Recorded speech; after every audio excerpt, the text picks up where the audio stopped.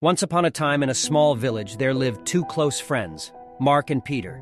They had been inseparable since childhood, sharing their joys and sorrows. However, as they grew older, jealousy and competition started creeping into their friendship. One day, a heated argument broke out between them over a trivial matter, escalating into a bitter fight. Hurtful words were exchanged, and their friendship shattered into a million pieces. The villagers tried to mediate, but their efforts were in vain. Mark and Peter decided to part ways, vowing never to speak to each other again. Years passed, and the bitterness consumed them. Both of them lived a life of regret and sorrow, feeling the void left by their broken friendship.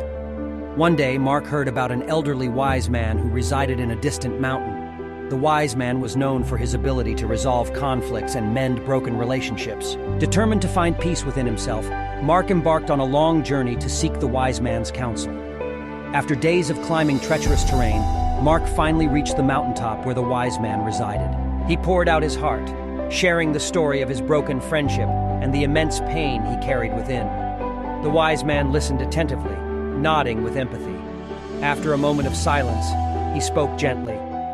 "My dear friend, the power to heal lies within you. It is forgiveness that holds the key."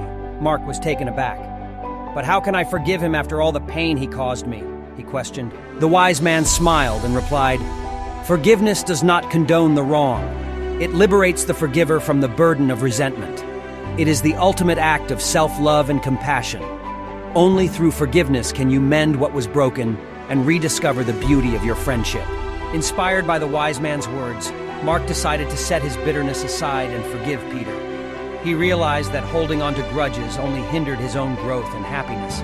With newfound determination, Mark returned to the village and sought out Peter. They met at their favorite childhood spot, where laughter and joy once filled the air.